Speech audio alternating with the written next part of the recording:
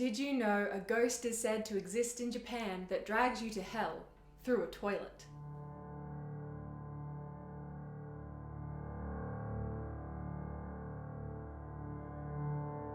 Hello and welcome to World History Encyclopedia. My name is Kelly, and today's video, in honour of Halloween and the spooky season, we're going to have a look at some of the stories and legends about ghosts from around the world.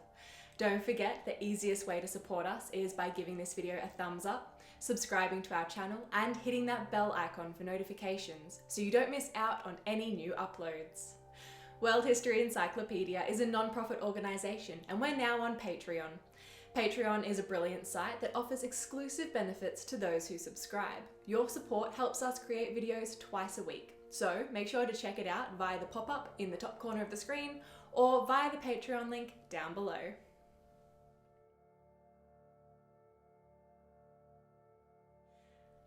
The belief in an afterlife was a common feature in all historical civilizations, and this encouraged the belief in ghosts as the spirits of the departed who had returned to the realm of the living for one reason or another.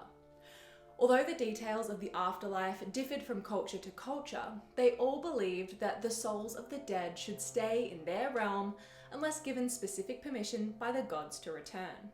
The reasons a soul might be allowed to leave their realm included resolution of some unfinished business, revealing some important information like the name of their killer or location of a will or their unburied body, improper or disrespectful burial rites, not being buried at all due to neglect by the family, or an inability to rest in peace because they were no longer properly honoured. Their tomb had become neglected, or in some cases, because of some crime they had committed and they were forced to atone for or self-condemned to repeat.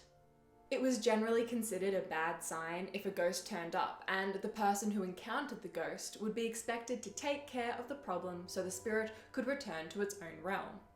Now that you know the basic beliefs of ghosts in the ancient world, let's have a look at some of the ghost stories that have come down to us.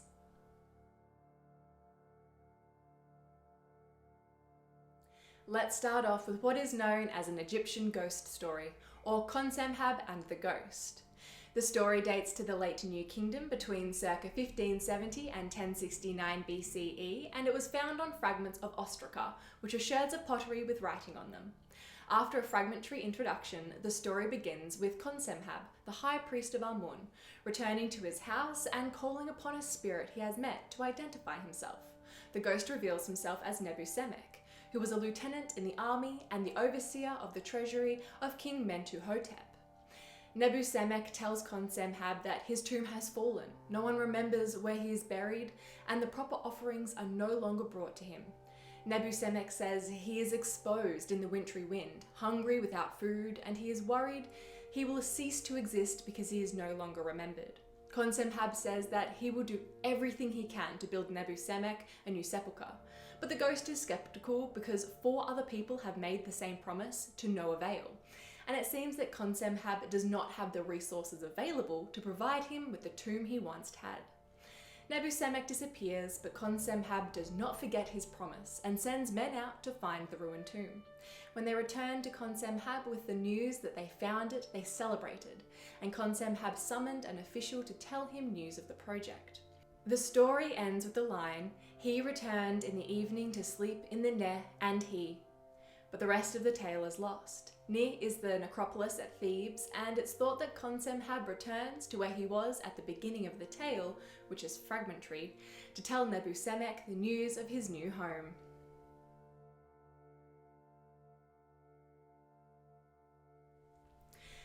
Our next story comes from a Chinese book of stories dating to 1680 CE, the story of Ning Caicheng and Ning Caicheng, although the story is thought to be much older. In the story, Ning visits a temple where he is met by the ghost of the maiden Ni. She tries to seduce him, but she fails as he resists her through his practice of virtuous conduct. The next morning, 2 other travellers who visited the temple are found dead with holes in the soles of their feet, drained of blood. Ni respected Ning's virtue in resisting her, so she tells him how she died in the temple at only 18 years old, but because she was buried in an area where a monster demon reigned, she was under his control. She was made to seduce travellers and drain their blood in order to feed the monster demon.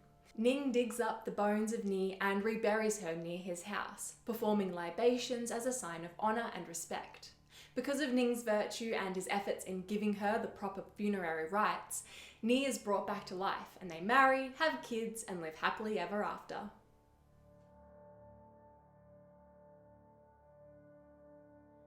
La Llorona is a spirit deeply embedded in the folklore and culture of Mexico, with her name translating to the Weeping Woman.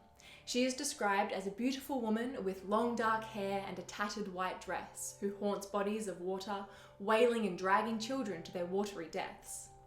There are a number of regional origin stories for La Llorona, but the most popular is that a peasant woman named Maria fell in love with a noble and had 2 children with him.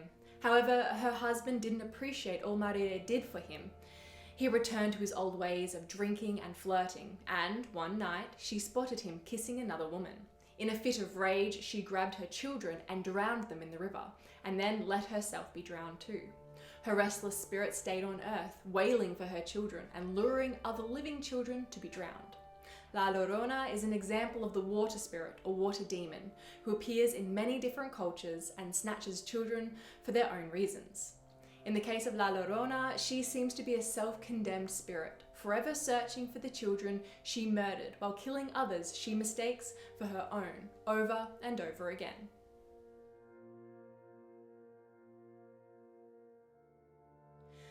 One of the most famous sites in India that is believed to be haunted is Bhangarh Fort in Rajasthan, whose legend begins when the city was built in the 1500s Mughal Empire.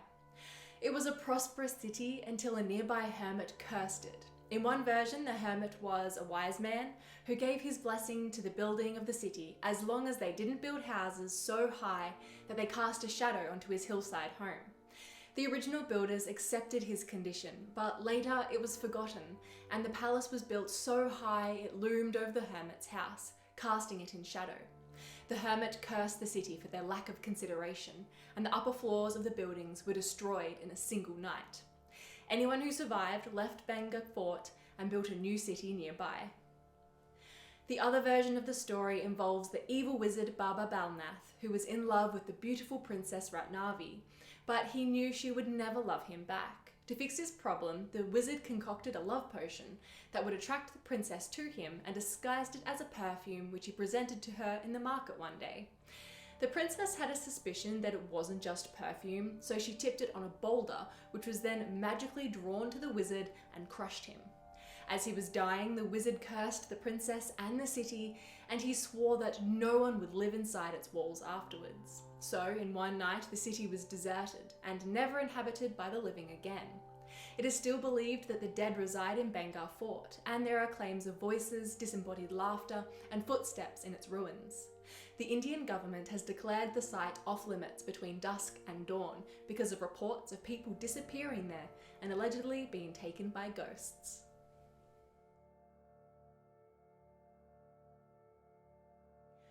A classic story comes from Pliny the Younger, who lived between 61 and 115 CE, and tells the story of Athenodorus, who comes to Athens and hears that there's a house being rented out for cheap because everyone is so afraid of the ghost who haunts it. Athenodorus rents the house, and on the first night in the haunted house, he hears the rattling of chains and wakes to find a man in his room who motions for Athenodorus to rise and follow him. So Athenodorus gets up and follows the ghost to a spot in the house's courtyard where the spirit just vanishes. The next day, Athenodorus has the city's magistrate dig where the ghost led him, and the body of a man wrapped in chains is found. After the body is reburied with proper funerary rites, the house is haunted no longer. Pliny's story epitomizes the ghost with a mission theme, where a spirit returns to demand proper burial of its corpse.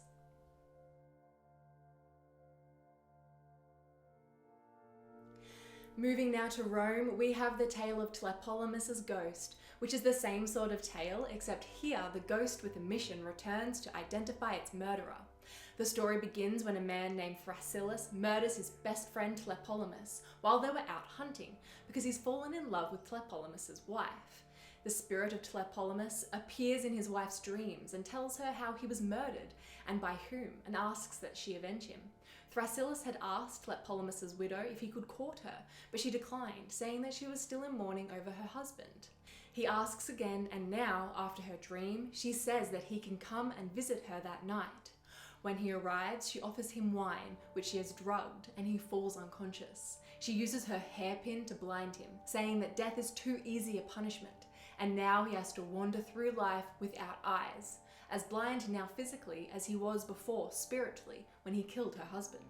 She then runs to her husband's tomb, tells everyone of Thrasyllus' crime, and kills herself with a sword. Thrasyllus then seals himself up in Tlepolemus' tomb and dies of starvation. This story epitomizes the concept of justice from beyond the grave, which some ghosts were thought to administer, especially the ghost of a loved one who appeared in a dream.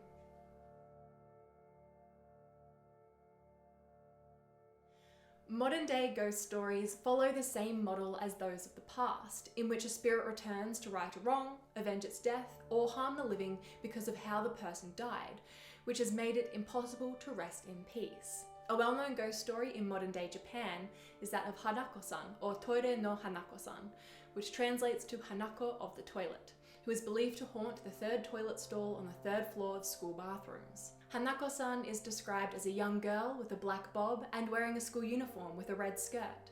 One origin story for Hanako-san is during World War II, a bomb was dropped while she was in the bathroom, and she was killed, and now she haunts school bathrooms, caught between the world of the living and the world of the dead.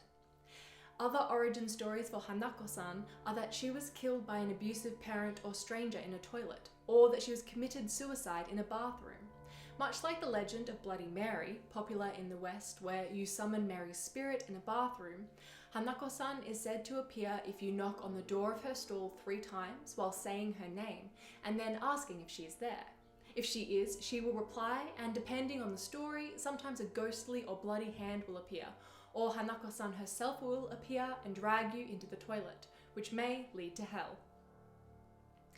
This figure, like Bloody Mary, is especially interesting in that the living must summon the spirit, which then injures or kills them. The threat of physical or spiritual harm, or even death, is a major aspect of these figures, and others, such as Midnight Man, and is regarded as an expression of people's fear of ghosts and the unknown, coupled with their desire to interact with the afterlife, to have proof of life after death, which is the primary purpose the figure of the ghost has offered the living throughout recorded history. Do you have a favourite ghost story? Let us know in the comments below.